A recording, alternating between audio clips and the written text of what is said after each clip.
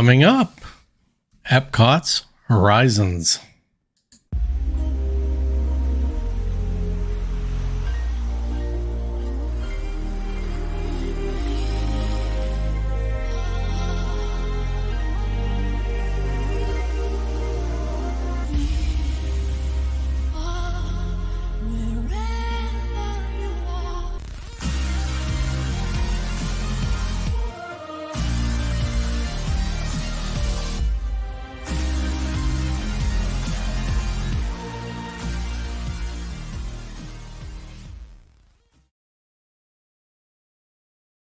Welcome to the SeeWDW Near and Far podcast, where we explore perspectives of the Walt Disney World Resort from 10 to 1,000 miles away. I am Mike, the Far in this equation. And I'm John, the Near. All right, today we are going to talk about the extinct ride Horizons that was located at EPCOT. We're going to do things a little differently, similar to what we did last week, where and John and I are kicking around some ideas as far as the week in the parks and you know, our normal segments and things like that. So we'll see where that evolves. But for now, we're going to jump right into the discussion about EPCOT's Horizons. Just for reference, I did go to the parks 3 times this past week. So it's not because I'm not going. I went to Universal and Disney twice. So. Right. So there's plenty to talk about with that. And we're kicking around the idea of maybe doing a brief midweek separate add-on podcast that will talk about those things. And we'll probably cover social media on that thing too, right, John? Don't you think? Why not? Okay. All right. So, all right. But for now, we're going to discuss Horizons, something that John and I talk about a lot offline. I was able to ride it over the years, but let's just talk a little bit about just an overview of Horizons. Horizons was a groundbreaking attraction that opened at Walt Disney World's Epcot Center in 1983. The attraction took guests on a journey through time and space, exploring the possibilities of the future. Horizons utilized advanced technologies and innovative ride systems to create an immersive and interactive experience. The attraction was known for its intricate details, stunning scenes, and inspiring message of hope and optimism for the future. Despite its popularity and critical acclaim, Horizons closed in 1999 and was replaced by Mission Space. However, its legacy lives on as it remains a beloved and nostalgic ride among Disney fans worldwide. So, John, from a personal standpoint, I found some things interesting this week. I remember riding Horizons on my first trip to EPCOT. Now, I often say when I went to EPCOT on the first year, and as it turns out, that's impossible because Horizons did not open until October 1st, and exactly a year later from the opening of EPCOT. And I think the reason why I got confused was because the Living Seas was not open until my second trip. So I sort of always thought that Horizons was an opening day attraction. And through research and everything this week, I've come to discover that it wasn't. It was a year later. And I know I rode Horizons on that first trip. So it must have been 1983, maybe 1984 that I went to EPCOT. So it was not the opening year. So this is it's interesting to me because not only did I discover that, but then I figured out, wait a minute, I was probably closer to the opening of Horizons than I was the opening of EPCOT as far as when I visited.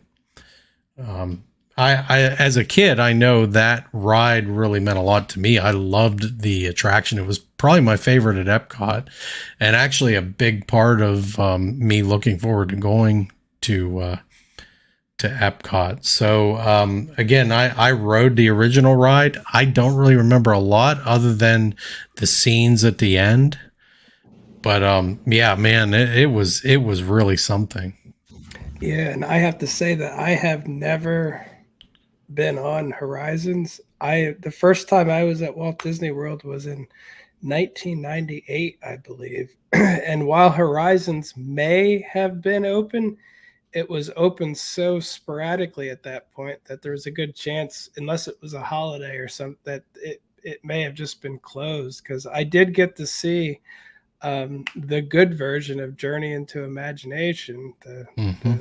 But again, this, if it was open, man, I'm disappointed that I didn't get to see it, because um, I to this day I listen to the music. I've watched several videos on it, documentaries, and to me, even though I've never been on it, this just feels like um, it feels like Epcot. It feels like the best representation you're ever going to get for Epcot in general, in the form that, Imagineers decided to go with it. Like, this is the best representation of a ride, music, just overall feel, the whole thing. So again, I've never ridden it, and yet I have a nostalgia for it. I have a weird longing to ride it, even though I never have. Like,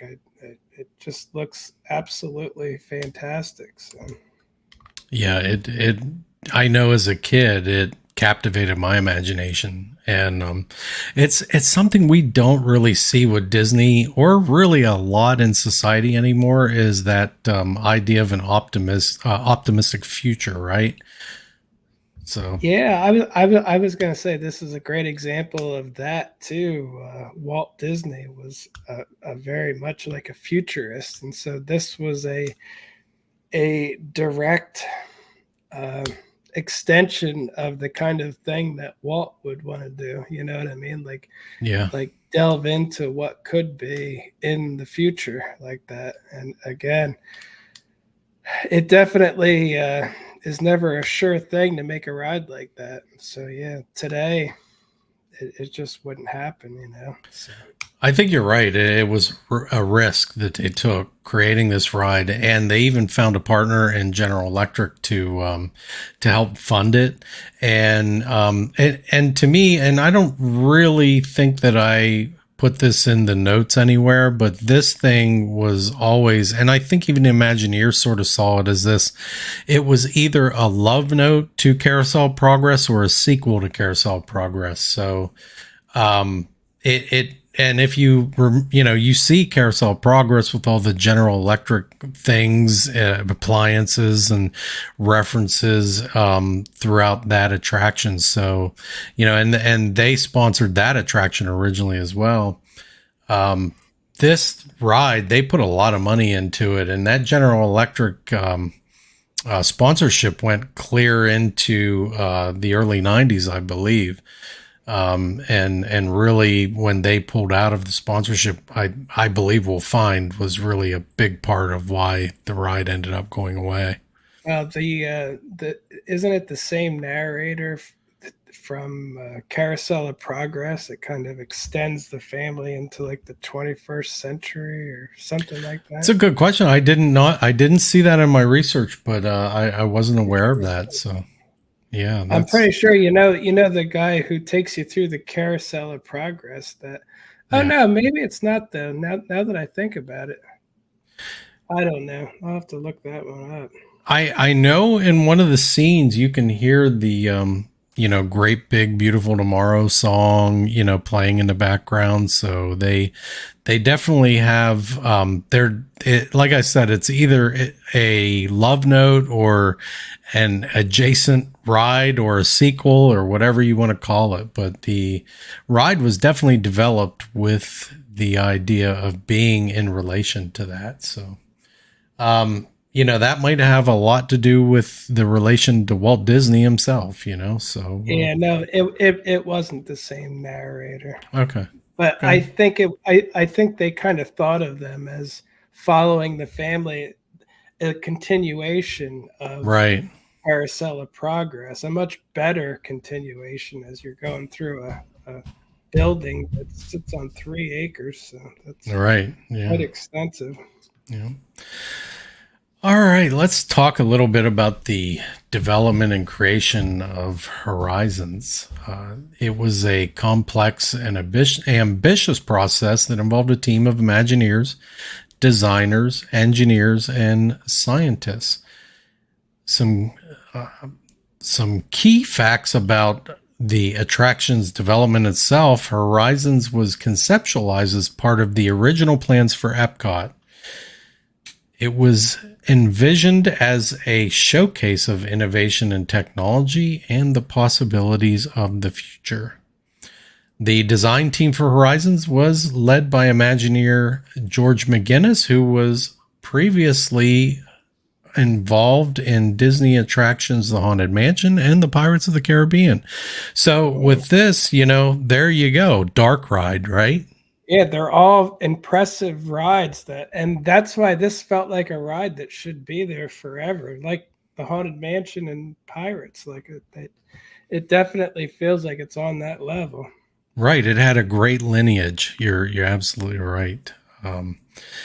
The design team spent several years researching and developing the concept for Horizons, consulting with experts in fields such as transportation, energy, and communication technology to create an accurate and plausible vision of the future. The ride system for Horizons was one of the most advanced ever created by Disney, featuring a unique omni-mover design that allowed guests to move through scenes and sets smoothly and seamlessly. Now, we talked a bit about the omni-mover at Spaceship Earth. Here is another example of an omni-mover, which EPCOT was just filled with omni-movers early on. It still has a lot of omni-movers in that park, right? So, yeah, well, this one was unique though because it was a side moving one, and yes. I can't think of any that are like that even to this day. Some of them start out that well. I guess the Seas with Nemo, that's kind of a side one too. Yeah, it is. All right, yeah, I guess but I guess it wasn't common in the beginning because I heard that they actually had to make the emergency exit out the back, like the back of the cart would open up in case there had an exit, because there are parts where you just can't get out. So that's the only way they would ever recommend getting off of that ride. So. Well, and that's probably because on most omni-movers, the track is live, right? It's got a lot of electricity surging through it. And, you could... In this case, I heard at the IMAX screen portion, you were 65 feet above the ground, too. Oh, so, wow. Again, I've never been on it, but that sounds a bit extreme for a ride with no seatbelt or anything. Like, I'm surprised some kid never jumped out there and, My mom would have freaked. My mom is afraid of heights. She would have freaked out if she would have known that. But, they were pretty clever in how it was like an IMAX screen, but it was like almost like a CinemaScope. So it had a little bit of roundness to it, as I recall. Not much, not like, Soarin' or anything like that, but they did a good job hiding that height. That's for sure. Interestingly enough, the ride system, if you look at the actual seating of the seats and everything, how you fit in, and the fact that you have 4 people in that ride vehicle, it sort of reminds me of the Harry Potter ride, the one that's on that Kuka arm that takes you up Journey. And Forbidden Journey. I just rode that this week. As a matter of fact. So it's nothing as thrilling as that. It is just static as far as its movements, and it just goes in a specific. It does not go on a Z or anything like that. It's not on a Kuka arm. It's just on a track. But still, the vehicle itself really it sort of puts you in mind of that attraction. Especially the way it kind of wraps around you, and in this particular ride, that's important for speakers and immersion and things like that. So we'll get to that later. All All right, so the attraction featured a variety of special effects and animatronics, including a fully functional robot that interacted with guests and demonstrated the latest in robotics technology. Horizons opened to the public on October 1st, 1983, to critical acclaim and enthusiastic guest response. So it was a major achievement for Disney and the Imagineers, and it showcased the company's commitment to innovation, imagination, and storytelling. And, you know, that's, again, John, I can't emphasize enough. We just don't see that as much anymore. You know, Bob Iger talks a lot about storytelling. He talks a lot about developing rides with that concept. But, when it comes right down to it, if it doesn't have IP in it, I don't think he's making it. So the storytelling has to come from IP. What's that? I said he sure does tell a lot of stories. He sure does, doesn't he? But in any case, the opening day reception from guests and critics, again, it was supposed to be an opening day attraction. The ride was so complex and the technology and innovation was so advanced as to where they were and where they wanted to be that they had to delay for a year. The initial plan was to have it open a few months after EPCOT opened, but the process continued. It was clear that they just couldn't meet the deadlines, so they delayed for a year. Horizons did not open until October 1983, almost a year after the grand opening. Despite the delay, the ride was met with great anticipation and excitement from guests, and it quickly became one of the most popular attractions in the park. Its innovative technology and immersive storytelling helped to set a new standard for theme park attractions. And that's important, John. I think that's why people remember it and love it so much, because it really set the bar for this type of attraction. It was a new type of dark ride. And, you know, nobody had ever seen anything like this at this point. Every time I look at it, I'm still amazed at how amazing it all looks. So again, I really wish I could have seen it, and I definitely don't think it was needed to be replaced, in my opinion. But I could have saved him $100 million on that Mission Space. So. You're right. In a review of the attraction for the Orlando Sentinel, critic Jay Boyer called Horizons the most exciting, imaginative, and visionary attraction ever to be developed by Disney. Another review for the New York Times claimed that the ride itself was witty and informative, and it was a new type of exploration of the future and its engaging storytelling techniques. Many fans of the attraction praised its attention to detail and the immersive environment and cited it as one of the most memorable and enjoyable experiences they had at Disney. As a kid, that was me. It was, as a kid going to Epcot, it was a little preachy at times and there was a lot of learning going on. It was different from what you experience at Magic Kingdom. And so this particular ride, it just with the storytelling and the fun involved and it just left an impression on me as a kid.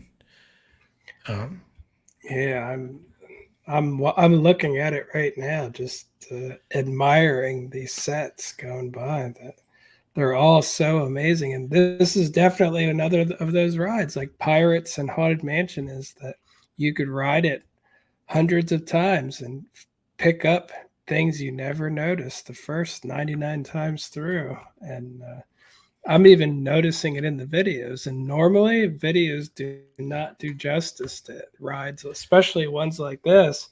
But again, this ride was just so special that even the videos, it's just amazing to go through and see it.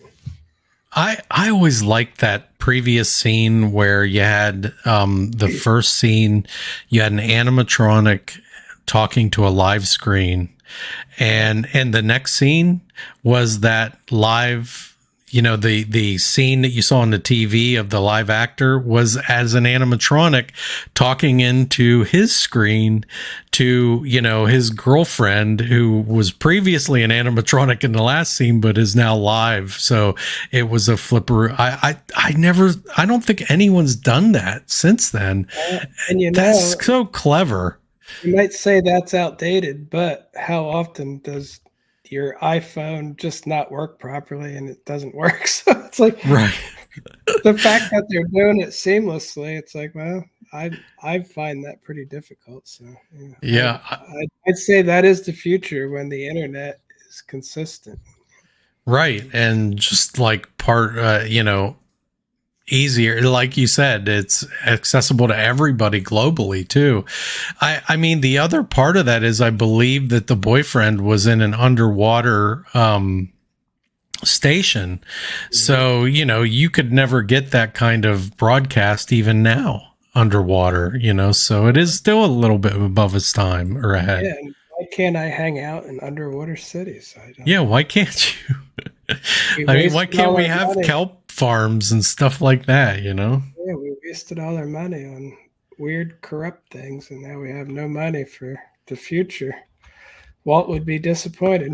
He would be. I think he really would be. If he would have lived, EPCOT would have been real, and the next thing he probably would have done is said, "Let's go under the sea. Let's go to outer space." And everything he did, everybody would have said, "Impossible, impossible, impossible." Mm-hmm. But he said it's kind of fun doing the impossible. So he probably wouldn't have taken 6 years to build a ride that was already built somewhere else. Yeah, Disney's new management is not really. Nothing is possible without a good movie tie-in. That's right. That's a good point. The attraction received numerous awards and accolades, including a Theo Award for Outstanding Achievement in Theme Park Design in 1984. I don't even think they give those things out anymore, do they? I mean, I don't think they do. Yeah. Overall, the reception of Horizons was extremely positive, with the attraction widely regarded as one of the most innovative and engaging attractions ever created by Disney. So over the years, the attraction, and this is the thing that kind of gets me, is that they discontinued this ride, but they actually did some significant changes over the years to the attraction itself, which shows they upkept the ride, and why they felt like they had to. I mean, I know why, and we'll get to that later, but I mean, they could have continued to change the ride and update it like all the other attractions there. So, but there were changes.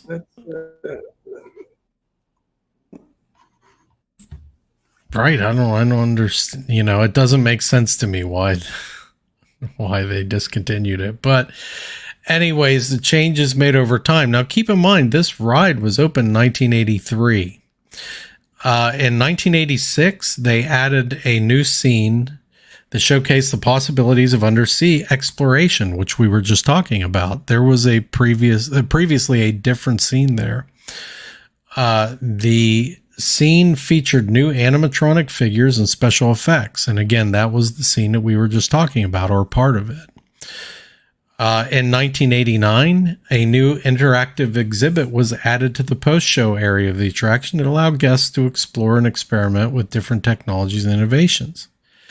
In 1993, the attraction was closed temporarily for refurbishment and updates, during which time new scenes were added and the ride system was improved. In 1994, a new finale scene was added to the attraction that showcased the possibilities of space exploration and featured a new animatronic astronaut figure. I believe that astronaut figure has been moved over to Space Mountain. So I'm not sure of that. We'll have to do some more research on that maybe, but And again, I could be wrong, but I believe I remember hearing that astronaut is now in Space Mountain in one of the scenes, in either the exit or the entry queue, or maybe even the People Mover or something like that, but in Space Mountain somewhere, I thought. In 1999, the attraction closed permanently and was replaced by Mission Space, which was designed to showcase the thrill and excitement of space travel. Yeah, it's just as good, right? Oh, sure. It's really up, kept up. Overall, the changes made to Horizons over the year reflected the evolving interest and priorities of Disney and its guests, as well as advances in technology and storytelling techniques. So, John, let's talk a little bit about the attraction itself, the actual ride, and we've been watching it on our screens here on YouTube. And again, just great if you're on the audio podcast. Either go to YouTube and find a point of view of this ride, or else just watch our podcast on YouTube for this one in particular. Just to give them credit too, we're looking at Retro WDW's video of it, and they do a lot of restoration of old home movies that people took from Disney World and stuff. Like, they do a lot of that stuff. So yeah, they use AI, right? Well, I think they spend a lot of money to try to make these things as clear and like original as possible. So again, they're a great site. They're across all the social media platforms. They have meetups sometimes at Disney World, but like I said, the work that they do is amazing as far as recreating this stuff. Like, there's a group of people that really go above and beyond trying to bring this classic Epcot stuff back to life. Yeah, and it's great. I'm glad you gave them credit for that, because I watched this video a number of times alone this week, and just reminisced and prepared for this podcast, and it's just amazing. They've done a great job with it. They really have. I mean, it just looks like a modern ride now. When we talk about the ride itself, it had a queue that was designed to resemble a futuristic research facility or a lab. It had modern architecture at the time and high-tech design elements. And, guests entered the queue through a large circular entryway that was decorated with images of Earth and the cosmos, symbolizing the attraction's theme of exploration and discovery. The queue actually had interactive exhibits as you walked up. You could put your hands on these things and play around with them. So it was kind of ahead of its time in that regard, John, because, how many rides and attractions, think Winnie the Pooh, think Haunted Mansion, that now have interactive exhibits? You didn't really have that a lot at that time. In fact, I'm not even sure you had it at all, if I remember correctly, but this ride certainly had it. Yeah, I feel like this ride had a lot of stuff that it was either the first or among the first to use. So I'm sure we'll touch on some of that soon. But yeah, for sure. One notable feature of the queue was a series of windows that allowed guests to peek into the ride building and see the attraction's elaborate sets and special effects in action. The queue also featured a series of pre-show videos and presentations that introduced guests to the themes and story of the attraction, helping to build excitement and anticipation for the ride itself. So, before we get into the actual scenes and everything, I'd like to talk a little bit about that Omni Mover, because it was a little bit different than, say, Spaceship Earth. Again, we talked earlier about how unique it was. And again, Omni Mover, when you think of that, you might think of Haunted Mansion, Spaceship Earth, those types of rides. Not sure what else is Omnimover. I think isn't Imagination, Journey in Imagination, isn't that an Omnimover of some type? Well, no, I wouldn't call it an omni mover. It's on a track, but Yeah, it's uh, it's not a continuous loop that never stops, though. So I I see. consider omni mover where the ride does not stop to get on it. So, Right. Okay. so Yeah. So like Nemo is an Omnimover, and um, yeah, like Little Mermaid, right? yep, Journey. that's fun. Yeah. Another one was uh, what the previous transportation ride as well. So that one, the one that Test Track replaced. So Oh yeah, yeah. that World was of Motion. That was World of Motion. Yeah.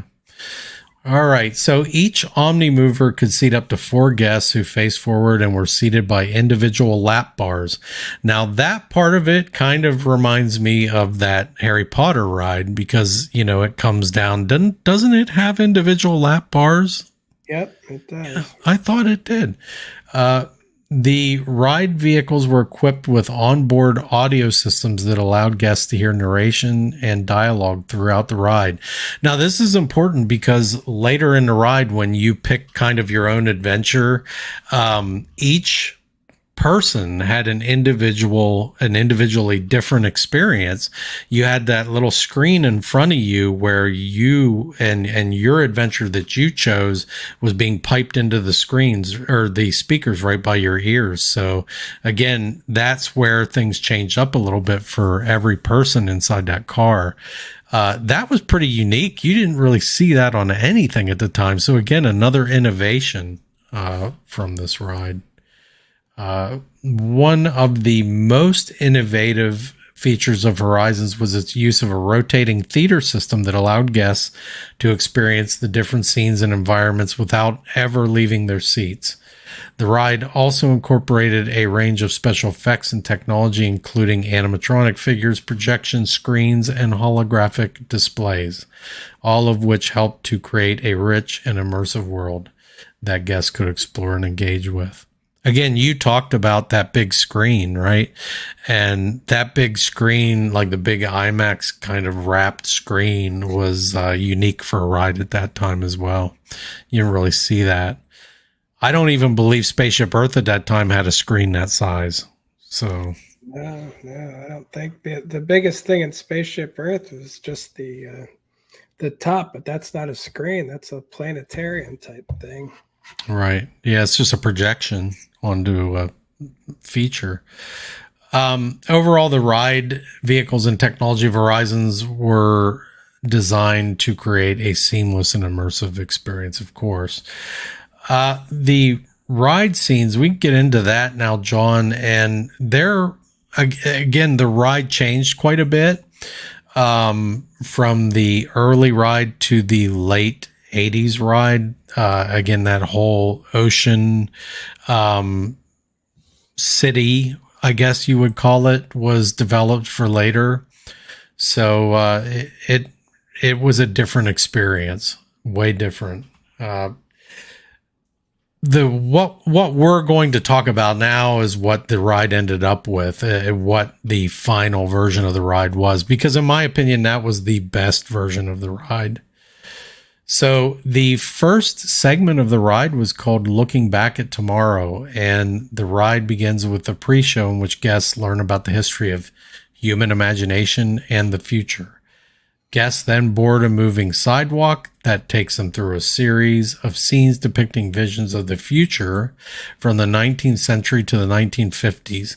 Now, looking at the screen now, or looking at the playback of this attraction now, this is like one of my favorite parts because you're looking at how people in the past viewed the future.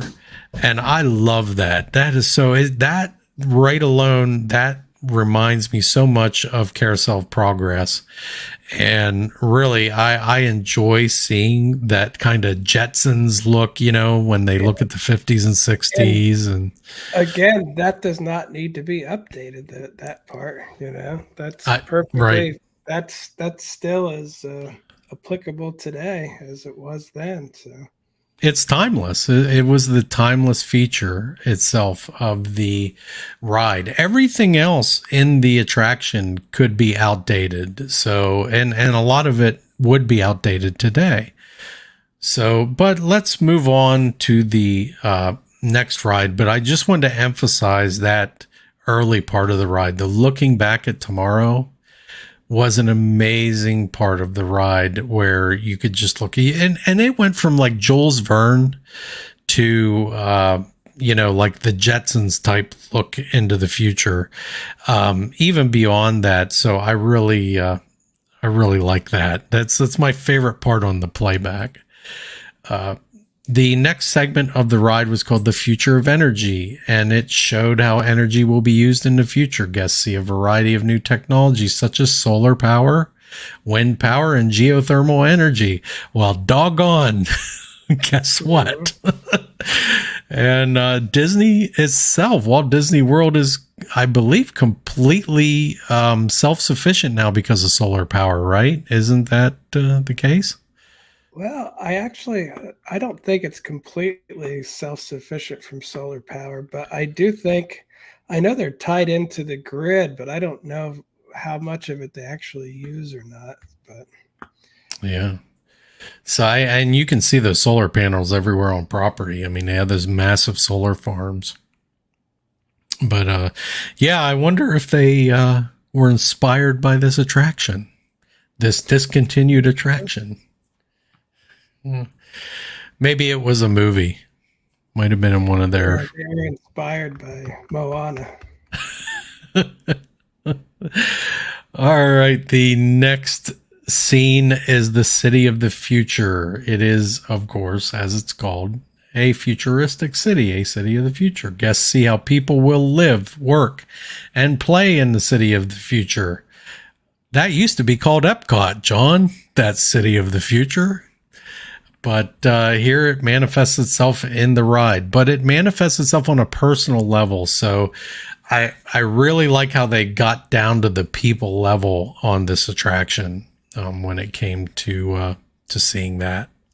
I just loved how it kind of goes right through everything. Like it literally right through. It's like you're right in these people's lives. You're just going right into it. You're in there.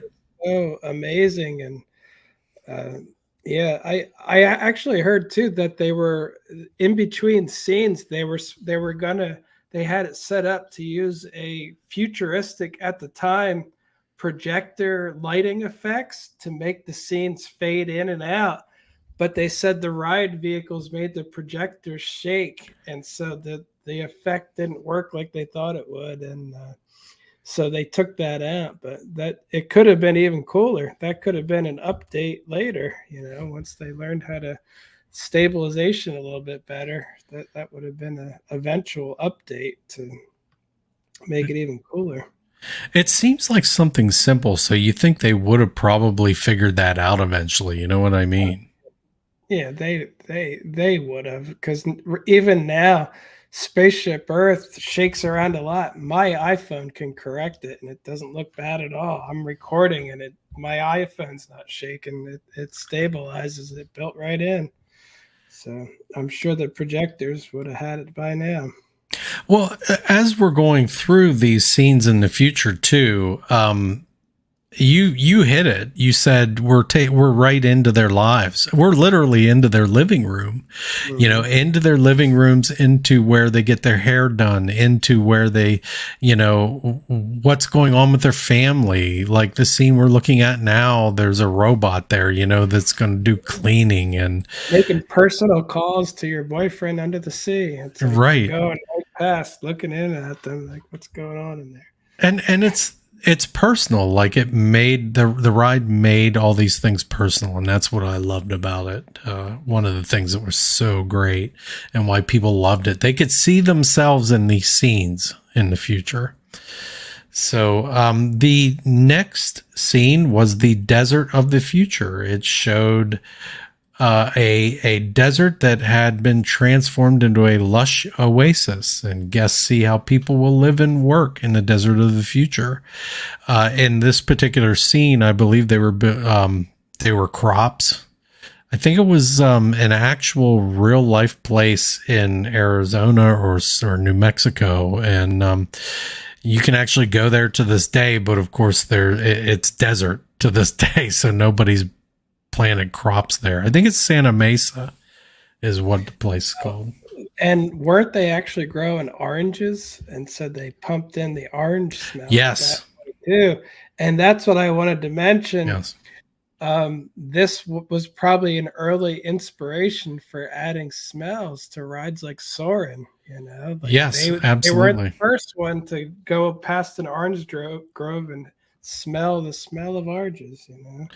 Yeah, and I actually, in my research, came across that was another big innovation of this ride. All the smells. This didn't just use one smell; it used multiple smells throughout the scene. So throughout the scenes, there's a lot of different scents that you can pick up. So it's that was a really cool innovation, in my opinion. The next scene is the ocean of the future. The scene shows an ocean that has been cleaned up and restored. Guests see how people will live and work in the ocean of the future. And again, it's like a city underwater. I mean, there's literally kids under there learning, and we've learned in that future to communicate with seals, right? And so in the scenes, the seal is helping teach a class. So that I think is really cool. Yeah, we didn't get there yet. Nope, we didn't. The next scene is the space of the future. It is the final scene that shows a future in which humans have colonized space. Guests see a space station, a lunar base, and even a Mars colony. So after that, then it kind of goes into a choose your own adventure scene where it gives you 3 different options, but the options themselves, I believe it is space, desert, and ocean that you can choose. It is by a lot of the guests, it was listed as one of the most memorable scenes of the attraction itself. I call it choose your own adventure. They call it choose your own ending. But if you remember when we were kids, John, in the 80s, those choose your own adventure books were really popular, where you could read and then, choose which way the next thing went or what you did in the book, and it went somewhere else. I always remember the narrator saying majority rules at the end. Like they always have to add that in. So basically everybody gets to vote, but the car can only go through one movie. So. Right. Yeah. All right. So the ride featured the interactive elements such as the touch and feel exhibit in the queue, the build your own future exhibit in the post show area. These elements encourage guests to engage with the attraction and imagine their own possibilities for the future, kind of like the ending scene. So another notable feature was the use of projection screens and holographic displays, which allowed for seamless transitions between the scenes and created a sense of depth in the ride experience. And one last thing I would say about the ride is it incorporated a number of Easter eggs and hidden details for eagle-eyed guests to discover. There was a hidden Mickey, for example, in the space colony scene, and the futuristic cookbook in the desert farm scene. Is that a monorail going by back there? Yeah, absolutely, 100%. Past. Yep. I was gonna say that's what I love about it too. It ties in all aspect of EPCOT and the other pavilion, kind of pulls them all in for, here's the payoff for the whole park. But yep, totally agree. It brings you right back to Walt's original vision of EPCOT too, Oh, that's a good point. I was going to say one person that would absolutely love this ride, Walt Disney, would probably think it's the greatest ride he's ever seen, And in contrast, the newer rides, he'd probably be like, huh, that's nice. Mickey and Minnie's Runaway Railway. What did they do to Mickey? It's like he's on crack. Yeah. I certainly don't think that he would be. I don't know. I can't speak obviously, but I can't imagine that he would love Mission Space, as a thrill ride. I just, there really isn't a purpose to it, I guess. And if any ride needs to be updated, to me, that's close to the top of the list. But after empty pavilions, of course, like the Wonders of Life empty pavilion, I'd like to go in there again and do something. Imagine that they're talking about making new lands behind Magic Kingdom and all this crap. Put something in your pavilion, dude. It's 2023. Just put something in there. There's room. There used to be rides and shows and exhibits, and it was a bustling, alive place. And they're like, just shut the door and pretend it wasn't there. I'm like, that's great for maybe a couple of years, but it's getting to be a little stale, And I know you really want to redo the most popular rides until no one likes them anymore, but it's like the great movie ride. Go fix your pavilion. Let things alone until you fix what's not there, Like the Stitch building. Yeah, your empty Stitch building, your empty entire pavilion. You know how awesome the Wonders of Life pavilion is? Like the building, it's such a cool place. Put anything in there at this point. Just put something in there. Like it's just anyway, it's just too much, The whole play pavilion, they just stopped talking about it, which wasn't great anyway, but anything, just let me back in there. Edition by edition, right? I mean, it's something.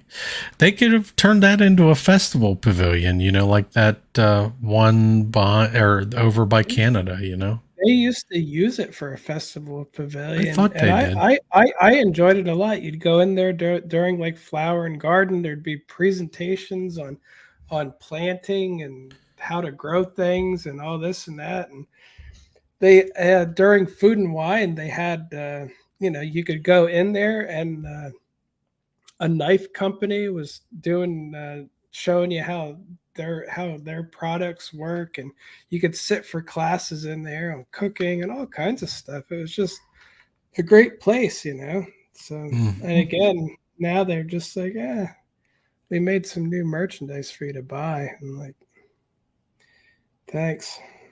I agree.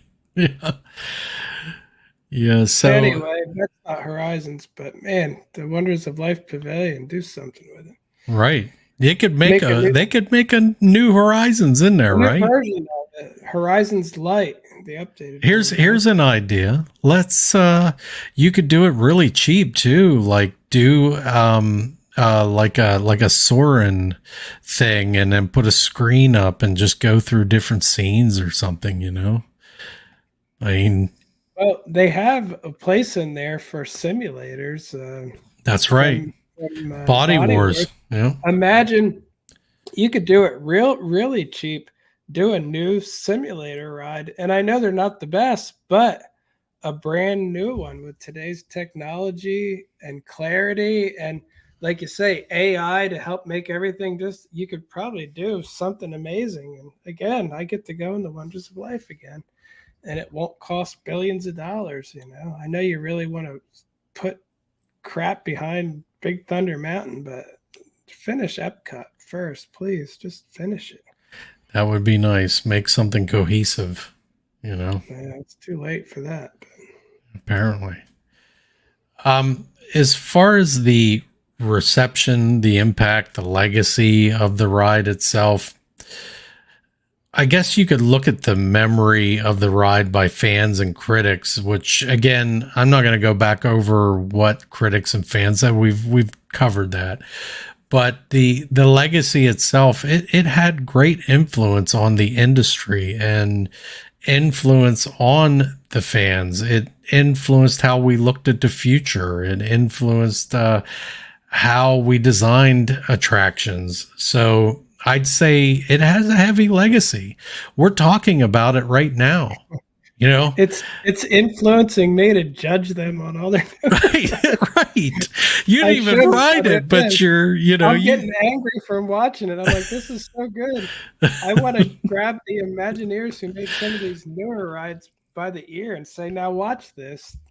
Look how good this is, you know. I mean, look at that scene right there. They're using a Pepper's Ghost effect to make a hologram, you know, which the weird part is they come right through those screens though too, like the squares. Like I saw a version of it where they're reaching out of it, and I'm like, I still don't. I'm sure it's not that complex, but I don't easily even know how that's done. I'm like, it's pretty amazing looking, but yeah, it's great.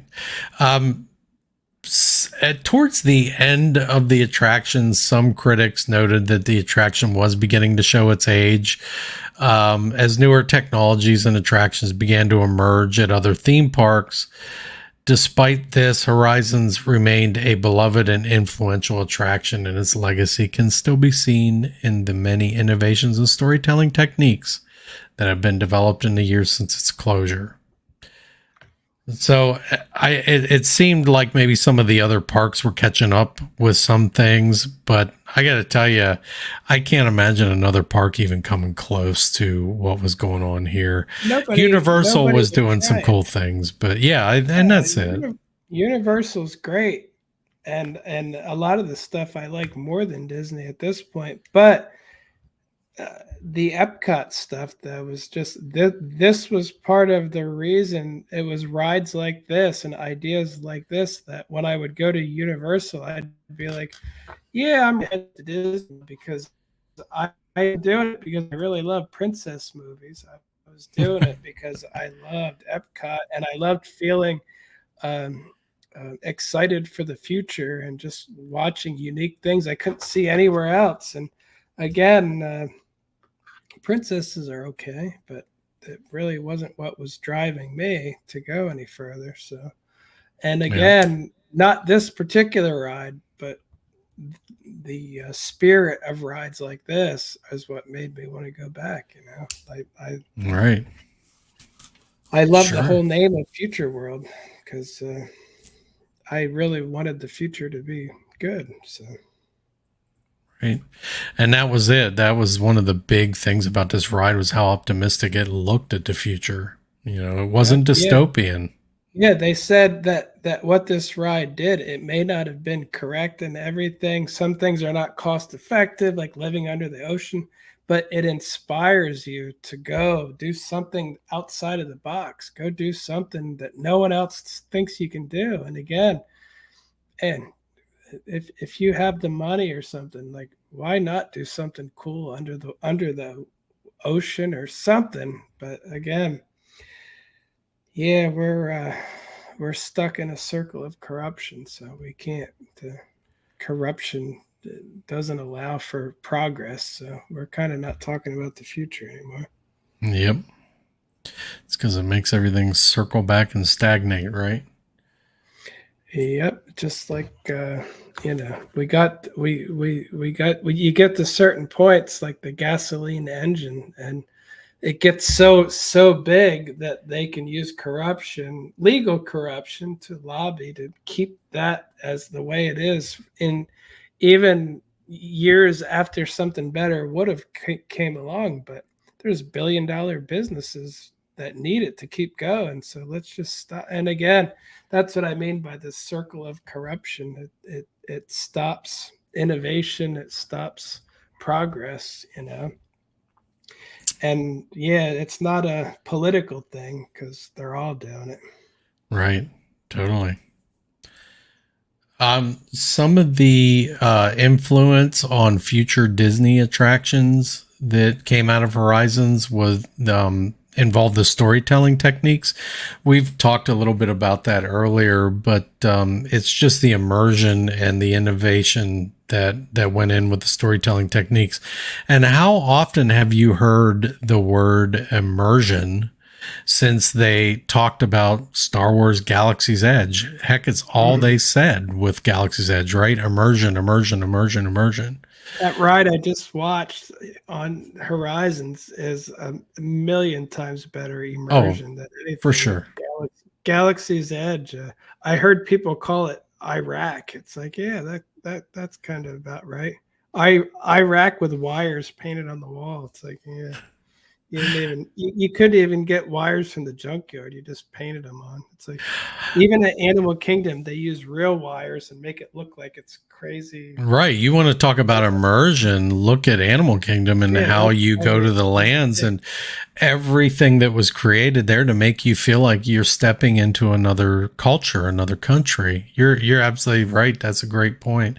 I think the original concepts for Galaxy's Edge, if they would have put everything into it, would have actually led to that immersion that they talk about and like you see with Horizons. But budget cuts,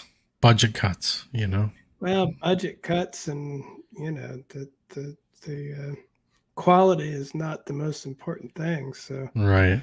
Again, I just posted a video today, and I'm sure it won't do very well, from One Man's Dream, and it's Walt Disney saying the best thing, his biggest achievement is that the people around him, the public, and his executives finally say, Walt is right, quality will out. Yeah. And he said that's going to go on even after me. He said after Disney. And he got choked up even saying that, his biggest accomplishment. And again, the current guys really aren't. They're no longer. Yeah, they're not. I'm up to 387 likes on that. I have 120,000. Yeah. The general public doesn't care, and Instagram doesn't care either. They just said, it's an old white guy. Keep swiping. Don't worry about it. It's like, so yeah, that's the direction we're going with Walt. But yeah, this was done by Walt's guys, more or less. Yeah, Walt died. Yes.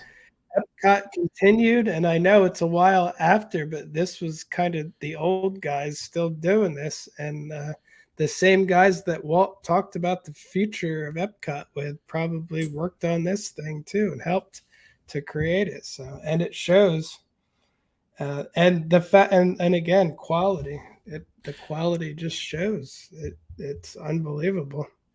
And these were the guys that worked with him that he was talking about that said, "Yep, Walt will be right." That we're going to carry that torch that he talked about. Walt questioned for most of his career, and finally they stopped questioning him by the end. They said, "You can't do that. This won't work," and he has to keep fighting it his whole life. And finally, towards the end, they were like, we don't even question Walt anymore. If he says it's going to happen, we're going to do it. And that's that. No one's questioning him. The bank, the investors, his brother, they're just saying it's going to work. Walt knows what he's doing, And again, this is just a little taste of that, I think, like a little taste of the people who were imagining what the future might be. Yep, I agree with that. Oh, you know what I wanted to mention too, and this is a very sad point. I was walking past Connections Cafe and the Creation Shop yesterday, and I thought to myself, it's already looking old. Like it looks outdated. I literally walked by and I thought to myself, this could use an update. It just doesn't. And I'm like, this is the newest thing they just unveiled to everybody.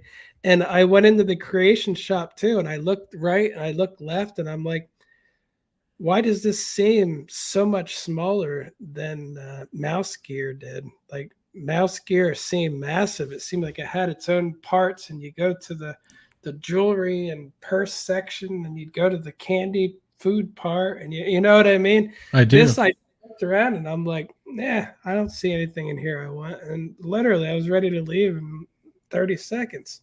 So again, I definitely think they're going down the wrong path with a lot of this stuff. And unfortunately, watching Horizons just reminds me of it reminds me of how not good they're doing stuff right now. Yeah, it is. It is. I wanted to mention too, and I still say Guardians of the Galaxy is awesome. Great ride, top of the line. My wife was talking about Tron, and she's like, I don't even care if I ride it again. She said, what even is it? Just you just go zing and you're done. She's like, I don't. So I was like, man, that's a bad indicator that you don't even care at this point if you ride it or not. And my daughter's the same way. No care at all whether she rides it or not. But Guardians, they both would be excited to get a virtual queue on Guardians and ride it again because it's that good. So just weird little side note, But it's kind of related though, because it's about design of an attraction, right? You create, actually Guardians is a pretty immersive attraction, right? You have several pre-shows, you have a queue that draws you into a world, right? You walk into that. So and there's a lot of callbacks to classic Epcot and classic immersive Epcot. You've got a computer talking to you when you walk in. Right, yeah. An artificial intelligence mind is talking to you about what it learned about your planet, and this, it does have an awesome theme that goes through it that feels Right. I know it's tied to an IP, but as far as I'm concerned, I don't care about that IP that much. It's all right, but just the fact, take out Chris Pratt and the Guardians and put in random anybody, and it would still be awesome. You know, it still would be. It's just like Avatar, the Flight of Passage.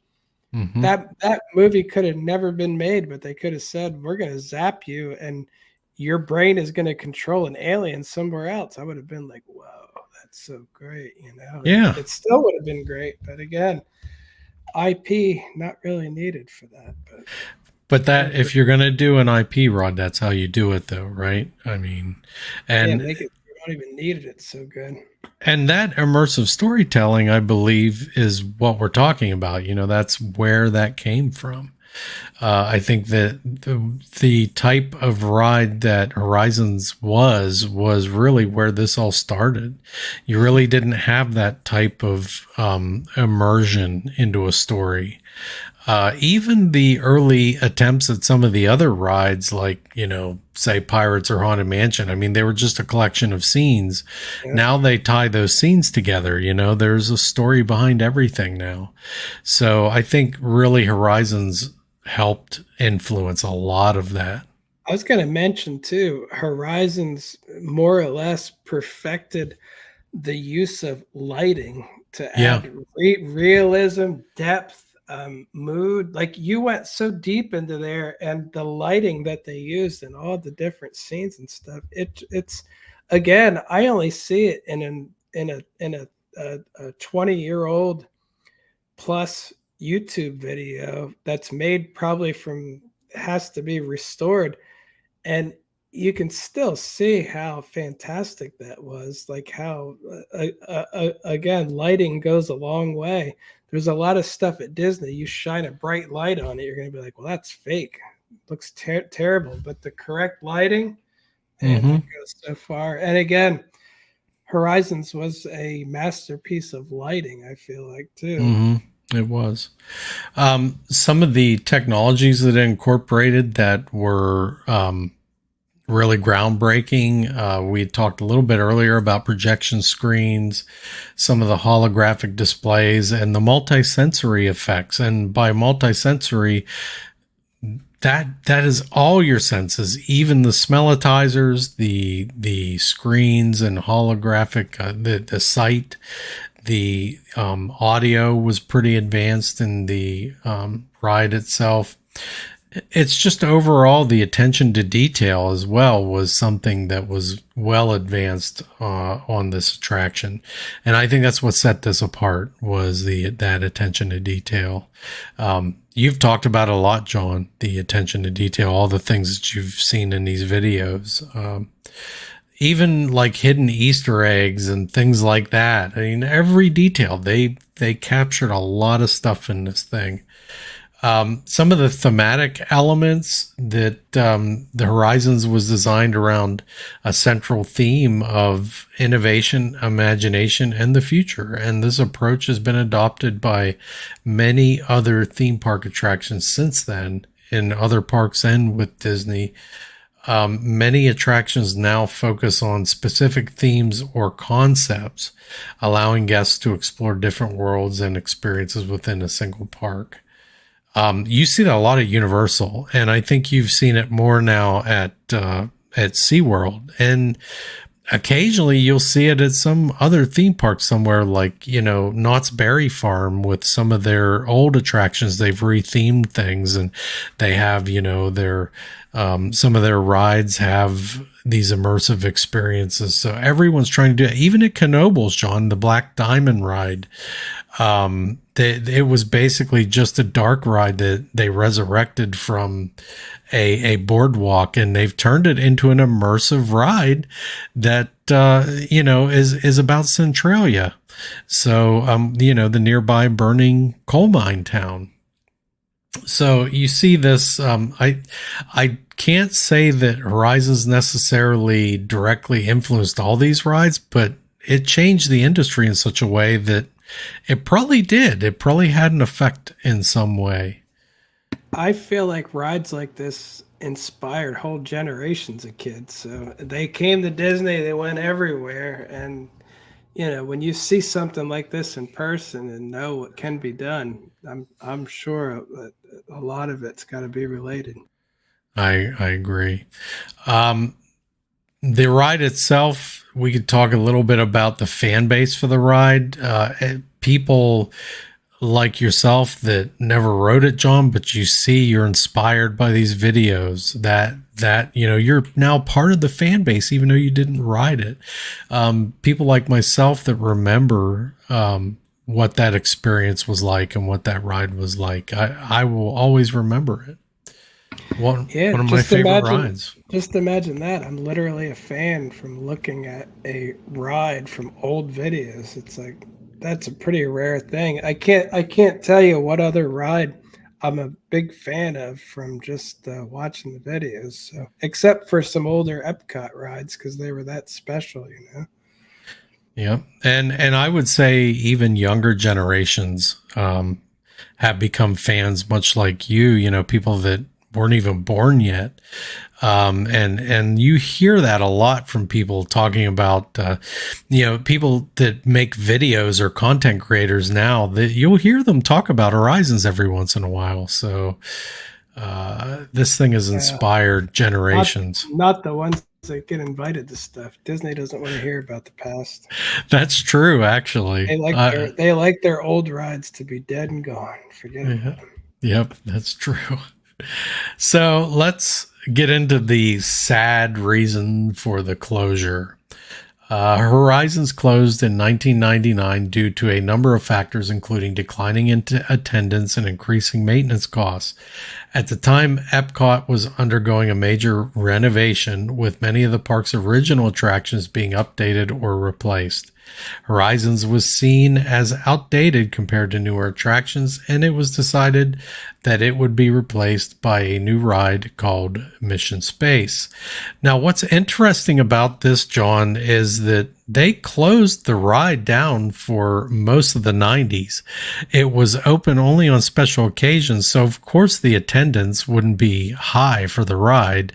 The other part of it was this was during the second generation of EPCOT. So things like Imagination and Nemo, what became Nemo eventually. I think what happened with the Living Seas, because it was a later ride, they updated some of the aquariums and made it more educational. This, again, the second generation. I wanted to mention though too that I think they said there was 174 cars and up to 4 people per car. It means you can have almost 700 people at a time riding through this thing.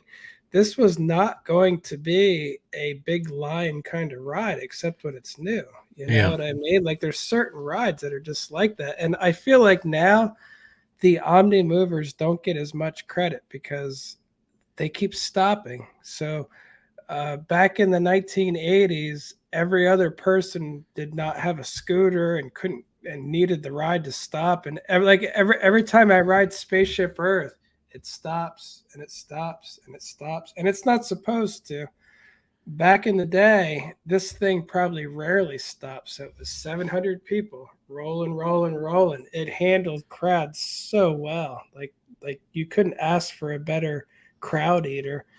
And so, it's not going to seem as popular, just like um, another Omni mover that has a terrible one is Peter Pan. But it is an Omni mover, but it seems more popular than it is because one goes by and then you have to wait. It's like it's extremely slow loading, slow moving Omni mover. So it actually takes even longer. But from what I hear, Horizons handled crowds like crazy. Like the amount of people that could just flow through was amazing. So yeah, it kept moving, and not only did it continue, it have continuous movement, but it also had that long track. So almost like the Haunted Mansion's long track, it had one very similar in size and scope to that. So yeah, that's a great point, John. I didn't realize it ate that many people at a given time, and that's a good explanation for not having a crowd hanging out the end of the building. And I did hear that Disney said something like, "Oh, there's a sinkhole or something," But they say a lot of stuff when they don't want to deal with fans that love something a lot. When the executives say, "You know what would do better? Mission Space. Let's tear it down." So they're always saying something. And again, there may or may not have been a sinkhole, but another really disgustingly sad part about this is I saw a video when they demolished it. Everybody could see it because it was such a big building that you could just see it. And they did not remove all the animatronics and everything. They just smashed it all down, like with no respect for it at all. I mean, every single item in there, some EPCOT person probably would have paid top dollar for just to have a piece of Horizons. And again, the short-sightedness of probably, when did it close? 99? Whatever old white guy that never actually visited the park in his life, who was in charge at the time, probably said, just tear it down. The Imagineers probably said, well, don't you think we should take dismantle it? And they probably said, tear it down. Just tear it down. Who cares? I'm going to Aspen in my cabin. It's $1 million a night. That's what I do for fun. Who cares about this ride? The people will love Mission Space. Just put it up. It's like, yeah, and they didn't even develop all of Mission Space themselves, so the fact that Mission Space is what replaced this ride is severely out of touch. That's what it tells me. Severely. Mm-hmm. And I don't think today's people are much better. Again, I'd love to know where Bob Iger vacationed as a kid. I'm sure Vail or something, or like being up in the mountains of luxury. It's like that's not Disney World. I'm sure he didn't spend much time at Epcot. He probably was like, what movie's that? He was born and bred to be an executive. Yep. Know what the commoners even think. Sort of reminds you of such. But anyway, I was inspired by this video to just actually it just makes me angry because now I'm comparing all the rides.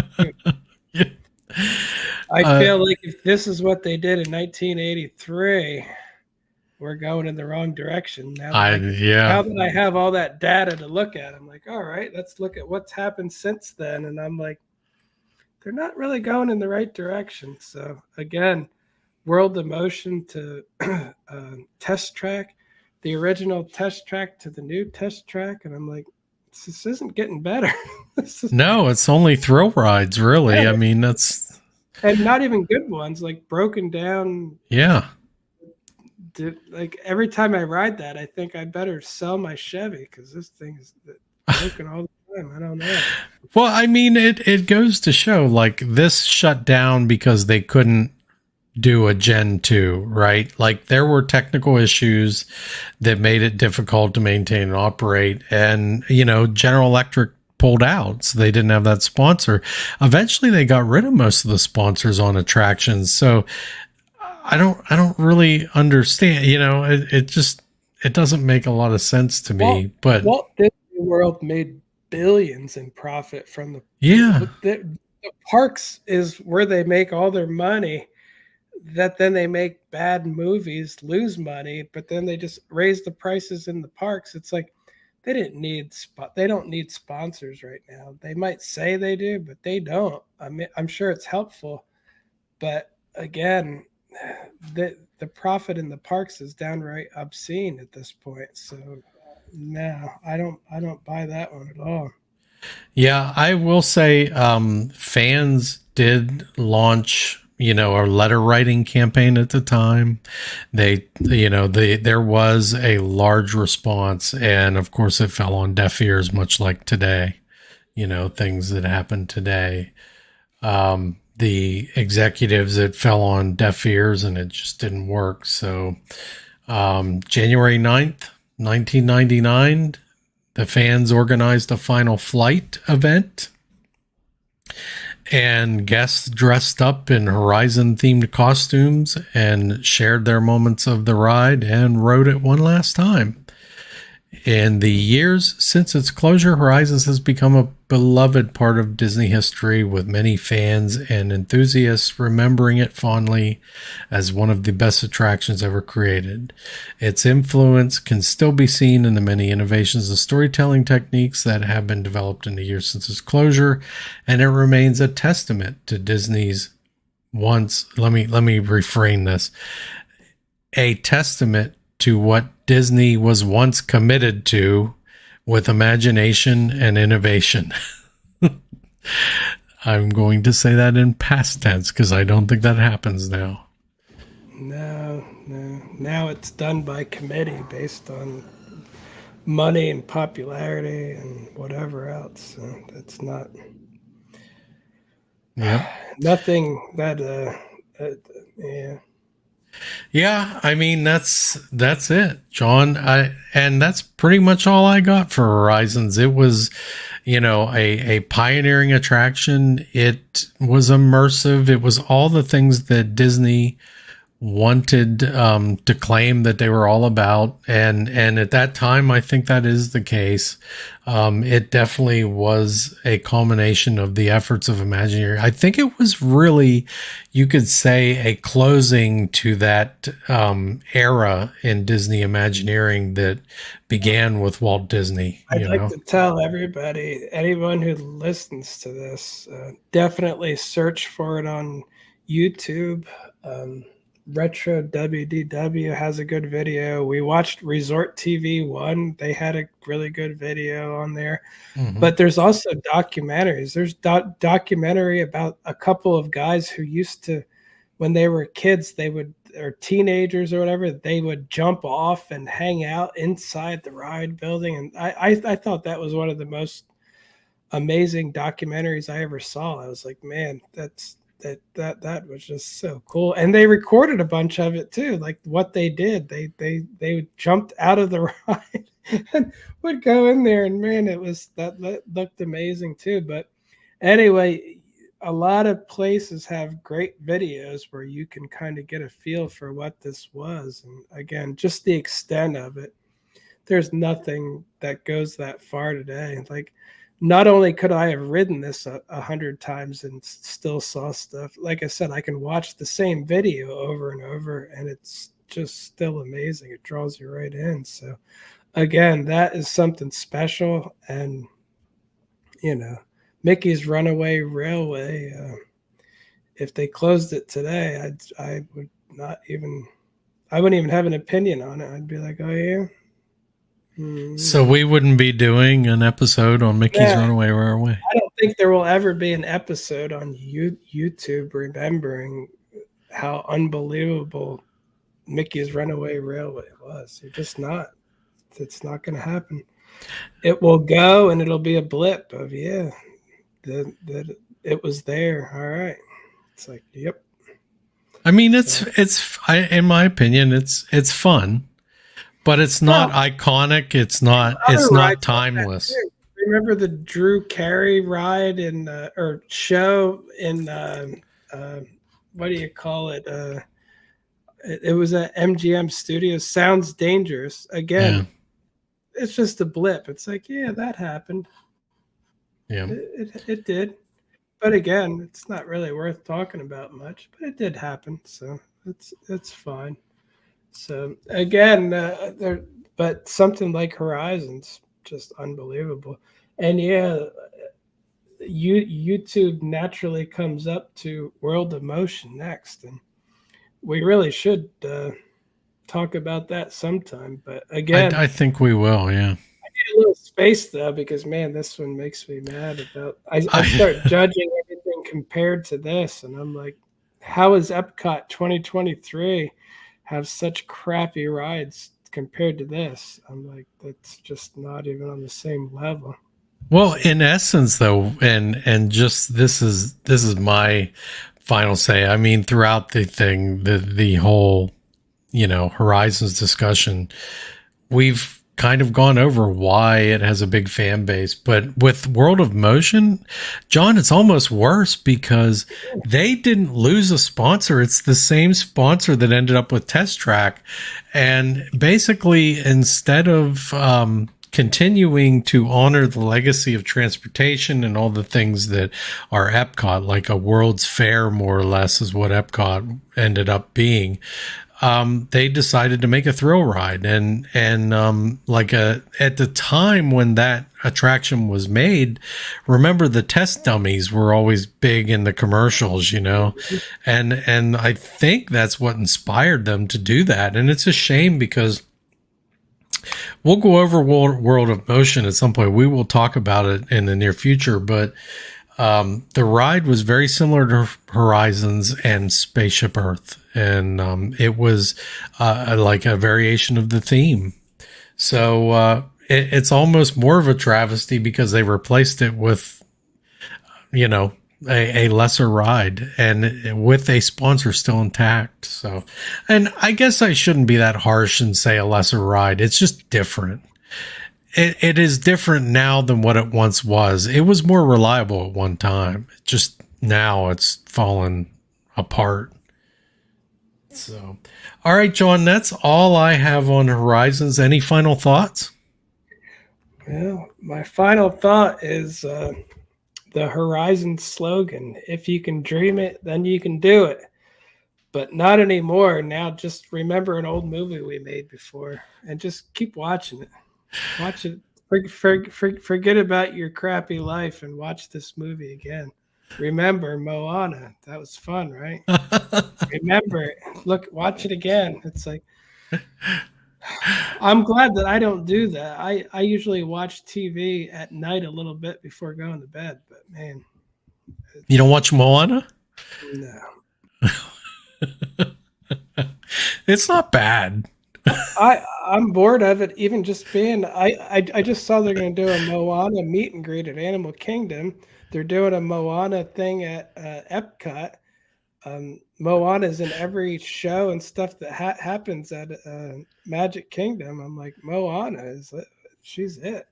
Were you really pissed off when they announced that they're going to do a live action show version of Moana? Are they? Oh yeah, I forgot.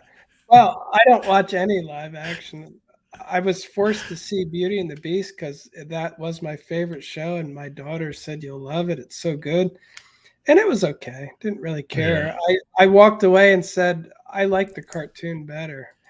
And then I saw the Aladdin one because, I thought Will Smith looked like a good genie and stuff. I was like, yeah, I think he can pull it off. It looks.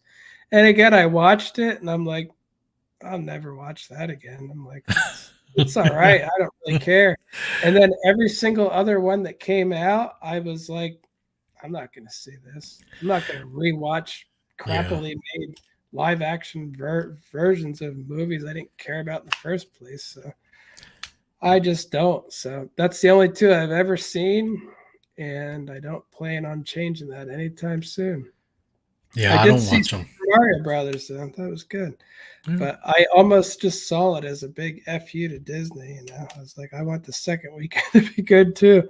Plus, I love the Mario characters and stuff, but I almost wanted to do it out of spite. I'm like, all Disney's crappy movies anymore. I used to love Disney movies, and I remember before, if like Pixar made a movie, you knew it was going to be unbelievably Oh, it's good. gonna be a All of hit. I didn't even need to think about it. You go in and you leave the Pixar movie, and you're like, that was just perfection, like art. Not anymore. Now it's all crap. So, but again, I don't. Except for Mario, the last movie I saw was The Black Phone, which is a horror movie, and that was like a year and a half ago. So I'm not a big movie guy. So Well, that not. was a good movie though. So Yeah, oh, The Black Phone was awesome, man. yeah. I love the time frame of it. The grabber in the 70s. That's pretty cool. Hmm. It was cool. But anyway, yeah. Sorry if you made it this far. Sorry, Horizon's got me angry. That why isn't anything that good anymore? Right. That's why we don't talk about the future. It's not looking good. Yeah, it did at one point though. So that's the thing. You do see it kind of got left up. I think they left it go in that second generation of ride creation. They really didn't do enough. And, Well, you know, the accountants are now involved in the rides, so they're like, animatronics means maintenance. They're like, yeah, yeah, large show buildings filled with elaborate scenes. That's a lot of maintenance. We need to clean that. We need to maintain that. We need to screens. we need to make sure all the lights work properly. We need to adjust it. It's like the maintenance is huge. And they're like, we could do something a lot cheaper. And then they're like, wait a minute, Mickey and Minnie's Runaway Railway. It's like, yes, almost no maintenance. It's just a big blank screen, nothing.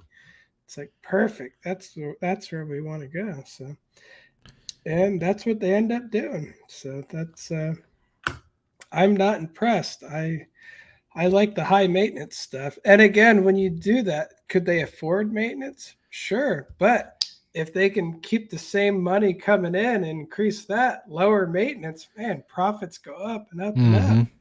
And again, profits are awesome. I like profits, but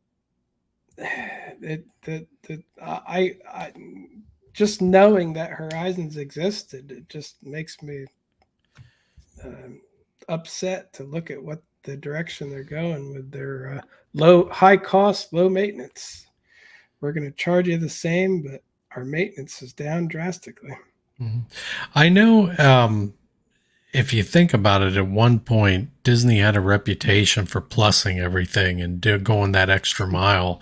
And that's the thing. I think this attraction is, is an example of that, a perfect example. That was a term that came out of Walt's classic stuff. He wanted to plus things. Now Hmm. the executives come along with the accountants by him and they look to minus things. What can we deduct from this? Let's cut it.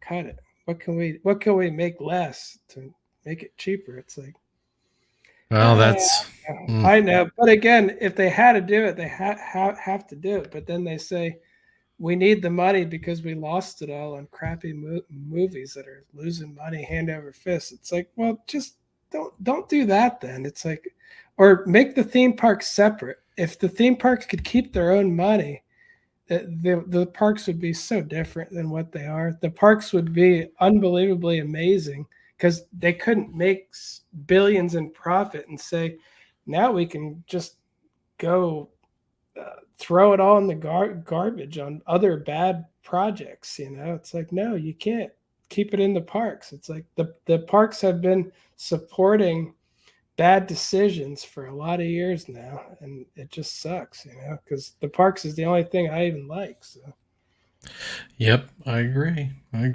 And down that path. So I just think the farther away from Walt we get, and the farther away from his legacy and anyone involved in the company that has the last name Disney, I think that we're seeing less and less of things like all this this. stuff is nothing new because I've been watching for many years, and you'd be amazed. Like when they had failures, like John, what was it? John Carter, John Mars, Carter of Mars, yeah. yeah, and that kind of thing. When they had failures like that years ago, you would weirdly see all these weird cuts happen at the park. Like it's like, oh, let's get rid of the lighting ceremony at the Polynesian. We don't need that, and they get rid of all this stuff that was special, but they didn't really need to get rid of it. But they're losing money in the movies, so they're like, well, if we can cut costs here, well, the books are going to look great in the end. And they got in such a bad habit of doing that, They're like, how about we charge more for food and lower the quality? Yeah. And they kept doing it. Everybody loved the Disney chicken fingers. And one day, they're only nuggets. Price didn't go down. Only nuggets. Sorry, guys. Nuggets only. It's like weird stuff like that. And it always seemed to correspond with other dumb things they did. It's like we came up with Disney phone system. We gave up on it in 2 months, and it was a major loss. Up the car. Let's squeeze it out of the park somehow. It's like, yeah, that's a new idea. Stupid ideas. Squeeze it out of the park. And Disney Plus may be one of those stupid ideas. I don't know yet until they go. If they ever get profitable, maybe not. But so far, I don't care about it at all. So they have nothing I want to see. Well, let me tell you, if you love that stuff and the chicken fingers and all that, wait until they replace the turkey leg with a chicken leg. Well, they got to do something with the leg. I mean, they never did anything with the leg, but what they did was raise the price. Because when I first went, I remember it was like $7 or something. I'd be like, well, it's expensive, but it's practically a meal. And I stopped getting it once it went past like $12 or something. I'm like, this is getting ridiculous. Like I could literally go to Texas Roadhouse and get a steak, a salad, a baked potato, all the rolls I can eat, and still have enough for the tip. Or I could get one turkey leg. I'd be like, I'm going to go to Texas Roadhouse. I can keep your turkey leg. I used to like them. I haven't gotten one in years. Just on principle, I could afford the $15 or whatever, but I feel like I'm just paying that to help make up for their Disney Plus shows that no one likes, but right. Or I should say that I don't like, but until we see that profitable, I have to assume I'm not the only one. Yeah. All right, John, where can they find you online? You can find me at SeeWDW on Instagram and Facebook and TikTok and YouTube, and C.UO on Instagram and Facebook. You can find me at the Giant Rat, THEE Giant Rat, on Instagram, on TikTok, and on YouTube. Next week, we will talk about another thing that really will get John very upset, and that is Disney announcements that never happened. That will be a good one. That will be a good one. Although I won't be upset about all of them, because like Spaceship Earth, I didn't want to change anything. I didn't want that either. I totally agree. We talked about that last week. I'm all right when they cancel changes. I'm like, good. Yeah. They probably weren't going to do well anyway. I agree. All right. We will see you on the next one.